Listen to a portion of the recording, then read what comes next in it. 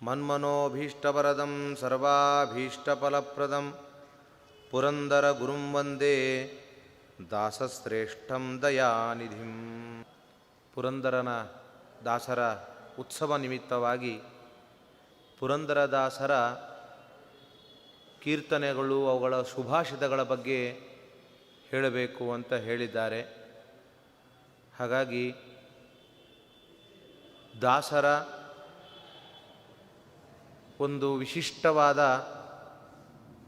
ಅವರು ಮಾಡಿದ ಕೀರ್ತನೆಗಳನ್ನು ಹೇಳುವಂತಹ ಸೌಭಾಗ್ಯ ಆಗಿ ನಮಗೆ ದೊರಕಿದೆ ಅಂತ ಹೇಳಿ ಭಗವಂತನಲ್ಲಿ ಪ್ರಾರ್ಥನೆಯನ್ನು ಮಾಡ್ತಾ ಯಥಾಮತಿಯಾಗಿ ಅವರ ಕೀರ್ತನೆಗಳ ಬಗ್ಗೆ ನಾವು ಗಮನವನ್ನು ಹರಿಸೋಣ. ಪುರಂದರದಾಸರಿಗೆ ತಮ್ಮ ಗುರುಗಳಾಗಿರುವಂತಹ ವ್ಯಾಸತೀರ್ಥರೇ ನಿಜವಾದ ದಾಸರು ಅಂದರೆ ನೀವೇ ಅಂತ ಬಿರುದು ಕೊಟ್ಟಿದ್ದಾರೆ. ದಾಸರು ಅಂದರೆ ಪುರಂದರದಾಸರೇ ಅಂತ ಒಬ್ಬ ಗುರುಗಳಿಂದ ಸ್ತೋತ್ರವನ್ನು ಮಾಡಿಸಿಕೊಂಡಿದ್ದಾರೆ. ದಾಸರು ಅಂದರೆ ದಾಸರ ವ್ಯಕ್ತಿತ್ವ ಏನು ಎಂಬುದು ನಮಗೆಲ್ಲ ಅರ್ಥ ಆಗ್ತದೆ. ಮತ್ತೆ ಹೇಳಿದವರು ಸಾಮಾನ್ಯರಲ್ಲ. ವ್ಯಾಸತ್ರಯಗಳು ಈ ಒಂದು ಮಧ್ವ ಪರಂಪರೆಗೆ ಅತ್ಯಂತ ಪ್ರಧಾನರಾಗಿರುವಂತಹ ವ್ಯಾಸತೀರ್ಥರು ಇದನ್ನು ಕೊಂಡಾಡಿದ್ದಾರೆ. ಹಾಗಾಗಿ ಪುರಂದರದಾಸರು ಎಂಥವರು ಅಂತ ವ್ಯಾಸತೀರ್ಥರ ಒಂದು ಮುದ್ರೆಯಿಂದ ನಮಗೆ ತಿಳಿಯುವಂಥದ್ದಾಗಿದೆ. ಪುರಂದರದಾಸರು ಆಗಿನ ಕಾಲದಲ್ಲೇ ನವಕೋಟಿ ನಾರಾಯಣರು. ಆಗಿನ ಕಾಲ, ಈಗಿನ ಕಾಲಕ್ಕೆ ಅದನ್ನು ಲೆಕ್ಕ ಮಾಡುವುದು ಬಹಳ ಕಷ್ಟ. ಆಗಿನ ಕಾಲದ ಆ ದುಡ್ಡಿನಿಂದ ಇಡೀ ಅವರ ಊರು ಜಗತ್ತೇ ಕೊಂಡ್ಕೊಳ್ಬೋದಿತ್ತೋ ಏನೋ ಅಂತಹ ಸಂಪತ್ತು ಅವರಲ್ಲಿ ಇತ್ತು. ಒಂದು ರೀತಿ ನಾವು ಪ್ಲ್ಯಾನಿಂಗ್ ಏನಾದರೂ ಯೋಚನೆ ಮಾಡಿದರೆ 6 ವರ್ಷಕ್ಕೆ ಡಬಲ್ಲು ಅಂದರೆ ಆಗಿನ ಕಾಲ 1480 ಅಂತ ಹೇಳಿದರೆ ಈಗಿನ ಕಾಲದಲ್ಲಿ ಎಷ್ಟಾಗಲಿಕ್ಕಿಲ್ಲ. ಏನು ಕತೆ, ಭಾರತ ವಿಶ್ವವನ್ನೇ ತಗೊಳ್ಬೋದು. ಅಂತಹ ಮಹಾ ಸಂಪತ್ತಿರುವಂಥವರಾಗಿದ್ದರು ಪುರಂದರದಾಸರು ಪೂರ್ವದಲ್ಲಿ. ಆದರೆ ಅಂತಹ ನವಕೋಟಿಯನ್ನು ಬಿಟ್ಟು ನಾರಾಯಣನ ಕಡೆ ಬಂದ್ರಲ್ಲ, ಇದೇ ಇವರ ದೊಡ್ಡದಾಗಿರುವ ವ್ಯಕ್ತಿತ್ವಕ್ಕೆ ನಿದರ್ಶನ ಅಂತಾರೆ. ಭಗವಂತ ಕೊಡ್ತಾನಂತೆ, ಕೊಟ್ಟು ಕೊಟ್ಟು ಕೊಟ್ಟು ಭಗವಂತ ನೋಡ್ತಾನೆ. ಅದರಿಂದ ಅವನಿಗೆ ಎಲ್ಲಿಯೋ ತಪ್ಪು ದಾರಿ ಹಿಡಿಲಿಕ್ಕೆ ಶುರುವಾಯಿತು ಅಂತ ಗೊತ್ತಾದರೆ ಭಗವಂತ ತಸ್ಯ ವಿತ್ತಂ ಹರಾಮ್ಯಹಂ, ಓ ಈ ಭಕ್ತ ಸರಿಯಾದ ಮಾರ್ಗಕ್ಕೆ ಬರಬೇಕಾದವನು ತಪ್ಪು ದಾರಿಗೆ ಬರ್ತಾ ಇದ್ದಾನೆ ಅಂತ ಅವನ ಸಂಪತ್ತನ್ನು ಭಗವಂತ ಹರಣ ಮಾಡ್ತಾನೆ. ಹಾಗೆ ನವಕೋಟಿ ನಾರಾಯಣರು ಕಿಲುಬು ಕಾಸಿನ ಮೇಲಿರುವ ಕಿಲುವನ್ನು ಕೊಡಲಿಕ್ಕೆ ಹಿಂದು ಮುಂದೆ ನೋಡ್ತಾ ಇದ್ರಂತೆ. ಕಾಸು ಕೊಡೋದು ಬಿಡಿ, ಅದರ ಮೇಲಿರುವಂತಹ ಏನೋ ಧೂಳು ಕಿಲುಬನ್ನು ಕೊಡಲಿಕ್ಕೆ ಹಿಂದು ಮುಂದೆ ನೋಡ್ತಾ ಇದ್ದರು. ಅಷ್ಟು ಜಿಪುಣತನ. ಅದಕ್ಕೆ ಒಬ್ಬ ಕವಿ ಹೇಳ್ತಾನೆ, ಕೃಪಣೇನ ಸಮೋದಾತ ನಭೂತೋ ನ ಭವಿಷ್ಯತಿ. ಅತ್ಯಂತ ಜುಗ್ಗಿನ ವ್ಯಕ್ತಿಗೆ ಸಮಾನವಾದ ದಾನಿ ಹಿಂದೆ ಇಲ್ಲ, ಮುಂದೆ ಹುಟ್ಟೋಲ್ಲ ಅಂತ ಹೇಳ್ತಾನೆ. ಯಾಕೆ ಅಂದರೆ ಎಂತಹ ಕೊಡಗೈ ದಾನಿ ಆಗಿದ್ರೂ ಅವನು ಕೈಯಿಂದ ಎತ್ತಿ ಕೊಡ್ತಾನೆ. ಎಂತಹ ದಾನಿಯೇ ಆಗಿರಲಿ, ಕೋಟಿ ಕೋಟಿ ದಾನವನ್ನು ಕೊಡುವಂತಹ ದೊಡ್ಡ ದಾನಿಯಾಗಿದ್ದರೂ ಕೈಯಿಂದ ಎತ್ತಿ ಕೊಡ್ತಾನೆ. ಆದರೆ ಕೃಪಣ ಜಿಪುಣ ತಾನು ಮುಟ್ಟದೇ ಕೊಡುವಂತಹ ಮಹಾದಾನಿಯಂತೆ.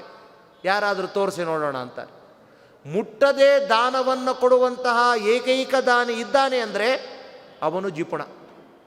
ಅಂತಹ ಜಿಪುಣಾಗ್ರೇಸರಾಗಿದ್ದರು ಪೂರ್ವದಲ್ಲಿ. ಎಂತಹ ಪುರಂದರದಾಸರು ನವಕೋಟಿ ಕಡೆ ಮುಖ ಮಾಡದೆ ನಾರಾಯಣನ ಕಡೆ ಬಂದಿದ್ದೇ ಇವತ್ತು ಇಷ್ಟು ಪ್ರಸಿದ್ಧಿಗೆ ಕಾರಣ. ಇವತ್ತು ಏನಾದರೂ ಒಂದು ವೇಳೆ ಪುರಂದರದಾಸರು ಪೂರ್ವದಲ್ಲಿ ನವಕೋಟಿ ಒಂದಿಗೆ ತಾವು ಜೀವನವನ್ನು ಮಾಡಿಕೊಂಡು ಅದನ್ನೇ 2 ಡಬಲ್ಲು ತ್ರಿಬಲ್ಲು ಮಾಡಿಕೊಂಡು ಇದ್ರೆ ಅಂತಾದರೆ ಅವರು ಇಷ್ಟು ಹೆಸರು ಈವರೆಗೂ ಅಷ್ಟು ಪ್ರಸಿದ್ಧಿಗೆ ಬರ್ತಾ ಇತ್ತಿಲ್ಲೋ ಗೊತ್ತಿಲ್ಲ. ಯಾಕೆಂದರೆ ಆಗಿನ ಕಾಲದ ಎಷ್ಟೋ ದೊಡ್ಡ ದೊಡ್ಡ ರಾಜರುಗಳ ಹೆಸರೇ ಇಲ್ಲ. ಆಗಿನ ಕಾಲದ ರಾಜರು ಕೂಡ ಹೆಸರಿಲ್ಲ, ಆದರೆ ಪುರಂದರದಾಸರ ಹೆಸರನ್ನು ಇವತ್ತಿಗೂ ನವನವೀನವಾಗಿ ಮುಂದುವರಿತಾ ಇದೆ. ಅಂದರೆ ಅದನ್ನೆಲ್ಲ ಬಿಟ್ಟು ಭಗವಂತನಿಗೋಸ್ಕರ ಮಾಡಿದ ತ್ಯಾಗ ಏನಿದೆಯಲ್ಲ, ಅದೇ ಇದಕ್ಕೆ ಕಾರಣವಾಗಿರುವಂಥದ್ದು ಎಂಬುದಾಗಿ ನಾವು ತಿಳಿಬೋದಾಗಿದೆ. ಅದಕ್ಕೋಸ್ಕರನೇ ಅವರೇ ಹೇಳುವಂತೆ, ನಮ್ಮ ಭಾಗ್ಯ ದೊಡ್ಡದೋ ನಿಮ್ಮ ಭಾಗ್ಯ ದೊಡ್ಡದೋ ಅಂತ ಕೇಳ್ತಾರೋ. ನಿಜವಾಗಲೂ ನಮ್ಮಲ್ಲಿ ನಾನು ಎಲ್ಲವನ್ನೂ ಬಿಟ್ಟಿರಬಹುದು, ಆದರೆ ನಿಜವಾದ ದೊಡ್ಡ ಭಾಗ್ಯ ನಂದು. ಯಾಕೆಂದರೆ ದೊಡ್ಡದಾಗಿರುವ ಸಿರಿ ಭಗವಂತ ನನಗೆ ಸಿಕ್ಕಿದ್ದಾನೆ ಎಂಬುದಾಗಿ ಕೊಂಡಾಗಿರುವಂತಹ ಮಹಾ ಜ್ಞಾನಿಗಳು. ಯಾಕೆಂದರೆ ಭಗವಂತನ ಮೇಲೆ ಭಕ್ತಿ ಬರಬೇಕು, ಭಗವಂತನ ಬಗ್ಗೆ ನಾವು ಹೋಗಬೇಕು ಅಂದರೆ ಜನ್ಮಾಂತರದ ಒಂದು ಸತ್ಕರ್ಮ ಇರಬೇಕಂತೆ. ಜನ್ಮಾಂತರ ಸಹಸ್ರೇಶು ತಪೋಜ್ಞಾನ ಕ್ರಿಯಾದಿಭಿ ನರಾಣಾಂ ಕ್ಷೀಣಪಾಪಾಣಾಂ ವಿಷ್ಣೋ ಭಕ್ತಿ ಪ್ರಜಾಯತೆ. ಜನ್ಮಾಂತರದಲ್ಲಿ ಅವನು ತಪಸ್ಸು ಜ್ಞಾನ ಕ್ರಿಯೆಗಳಿಂದ ಭಗವಂತ ಸಂತೋಷಗೊಳಿಸಿ ಅಂತಹ ಪಾಪ ಕ್ಷೀಣನಾದ ವ್ಯಕ್ತಿಗೆ ಮಾತ್ರ ಭಗವಂತನ ಮೇಲೆ ಭಕ್ತಿ ಬರ್ತದೆ ಅಂತ. ಆ ರೀತಿಯಾಗಿ ಪುರಂದರದಾಸರಿಗೆ ಬಂದಿತ್ತು.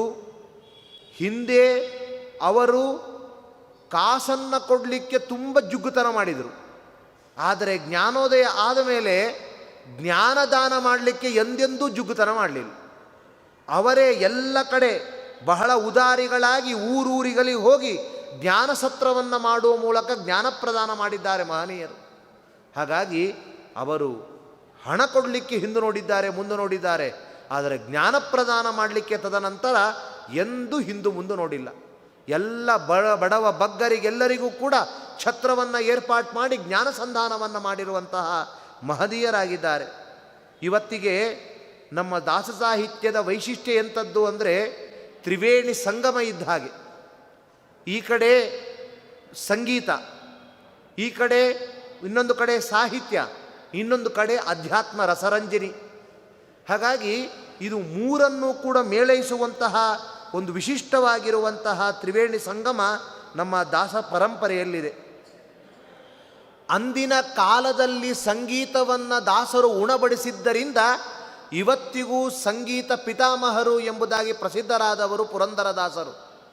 ಪುರ ಅಂದರೆ ದೇಹ, ಅದನ್ನು ದರ ನಾಶ ಮಾಡ್ತಾರೆ. ಲಿಂಗ ದೇಹವನ್ನು ನಾಶ ಮಾಡಿಸುವಂತಹ ಶಕ್ತಿ ಅವರ ಕೀರ್ತನೆಗಳಿಗಿದೆ, ಅವರ ಸುಳಾದಿಗಳಿಗಿದೆ, ಅವರ ಮುಂಡಿಗೆಗಳಿಗಿದೆ, ಅವರ ಕೀರ್ತನೆಗಳು ಎಲ್ಲ ತರಹದ ಹಾಡುಗಳಿಗೆ ಇದೆ.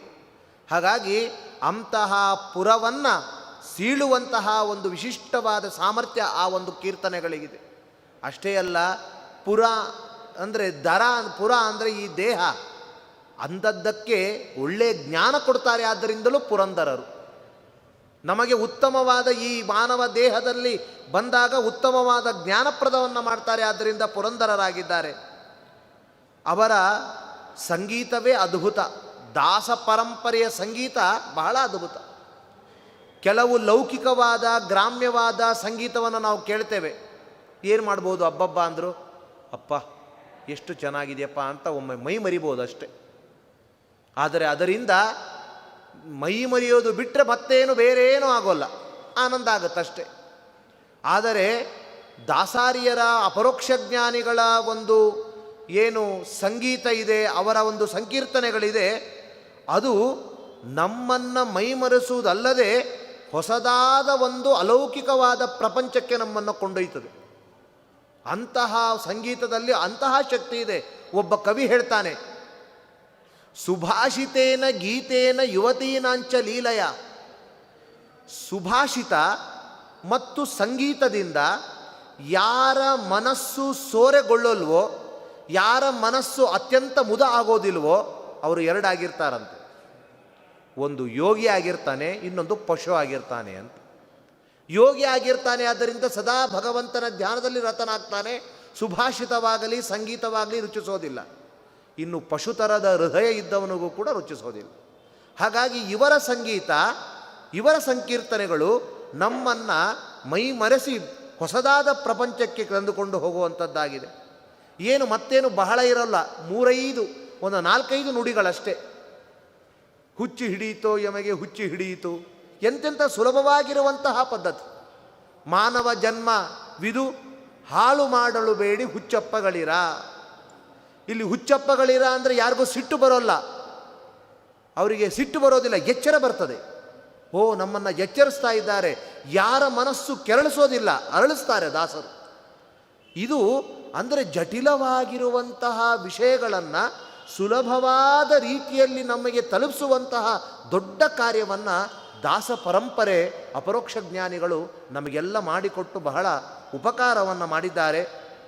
ಇವತ್ತು ಉಡುಪಿಯ ಶ್ರೀಕೃಷ್ಣ ಪರಮಾತ್ಮನ ಹಾಡು ಕೇಳಿದರೆ ಉಡುಪಿಗೆ ಹೋಗ್ತೇವೆ,